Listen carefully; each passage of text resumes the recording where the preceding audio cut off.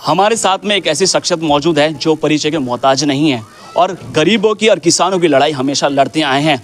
वो हक की बात हो, हक के लिए वो कहीं भी जाने को तैयार है। एक ऐसा नाम जो केवल पूरे भारत के अंदर गूंजता है और भारत में गूंजने के बाद में उनकी नाम ने अपना आप को इस तरह इतना मजबूत किया है, यानी काम के साथ में उन्होंने मजबूत किया है। जिला पंचायत सदस्य भी हैं और किसानों के मसीहा भी माने जाते हैं और किसानों की लड़ाई हमेशा लड़ते आए हैं।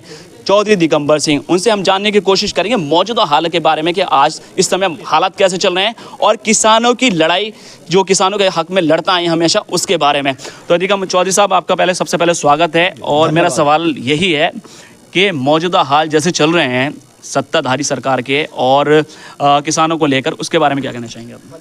देखो, मौजूदा हालात तो ये हैं कि गन्ने का आधा सीजन निकल गया और अभी तक किसान को गन्ने के भाव का नहीं पता। हमारी लड़ाई 2 तारीख से लगातार मुजफ्फरनगर कलेक्ट्रेट और बुलंदशहर कलेक्ट्रेट पर चल रही है, धरना प्रदर्शन वहाँ दोनों जगह।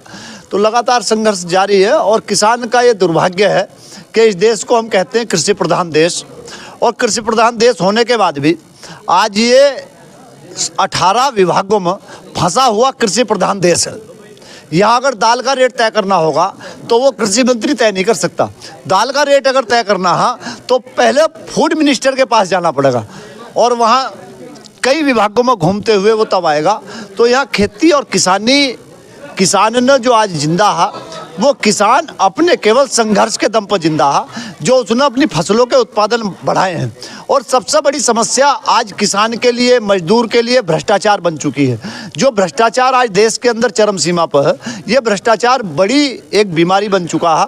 हाँ, इतना ज़रूर है कि बिजली के जो किसानों के बिल थे वो माफ़ करने की घोषणा सरकार ने की है, तो उसके लिए भी हम उसका सरकार का धन्यवाद करते हैं कि किसान को अफजा, जो भी इस वीडियो के माध्यम से किसान सुन रहे हो उन किसानों से अनुरोध है कि कोई भी किसान 1 अप्रैल 2023 के बाद का अपने निजी नलकूप का कोई भी किसान बिजली का बिल जमा ना करे।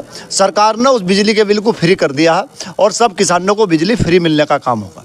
एक सवाल मेरा ये भी है कि पंचायत के अंदर हर गांव की समस्या ये है कि जो गरीब है वो गरीब होता जा रहा है। उसकी वजह सिर्फ ये है कि ना तो उसे राशन मिल पा रहा है, जो पेंशनधारी हैं पेंशनधारी में भी कहीं ना कहीं जो अधिकारी की कुंडली बनी पड़ी हुई है, लेकिन अभी तक उनको समस्या का समाधान नहीं मिल पाएंगे। इसके बारे में आप कुछ कहना चाहेंगे? देखो, गरीब के गरीब होने की बात यह है कि इस देश के अंदर जब तक हम हाथ को रोजगार नहीं देंगे, जब तक हर व्यक्ति को काम नहीं मिलेगा, और वो काम ऐसा होना चाहिए कि जिस अनुपात में महंगाई बढ़ रही है उस अनुपात में उसकी आजीविका होनी चाहिए, जिससे वो अपने जीवन यापन को सर्वाइव कर सकता हो।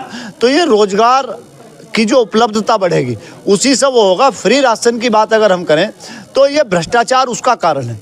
जो सरकार के द्वारा फ्री राशन की बात हो, चाहे वो और चीज़ों की बात हो, पेंशन की बात हो, किसी चीज़ की बात हो, तो जो हमारे ही बालक जो अधिकारी और कर्मचारी बने हुए बैठे हैं, वो जो घोटाला है जो वे लोग खाते हैं।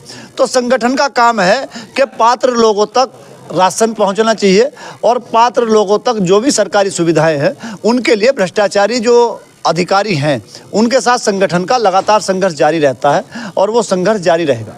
एक सवाल मेरा राजनीति से जुड़ा हुआ है। 22 तारीख को राम मंदिर का उद्घाटन होने जा रहा है, तो क्या 2024 पे इसका कितना फर्क पड़ सकता है आपकी नज़र से? अब वो तो भाई सरकारों को पता होगा क्या फ़र्क पड़ सकता है क्या नहीं पड़ सकता। वे तो सरकार तो इसीलिए वो करती है, अब तो कोर्ट का उसका सब फैसला आया हुआ है, तो उस विषय पर हम क्या ज़्यादा कह सकते हैं, तो सरकारों को पता होगा। चलिए, ये थे हमारे साथ में चौधरी दिगंबर सिंह, जिन्होंने अपनी बात अपने ही अंदाज में कह डाली और तमाम मसले पर उन्होंने बात अपनी रखी है। फिलहाल टाइम्स इंडिया के लिए सनावर सिद्दीकी की रिपोर्ट।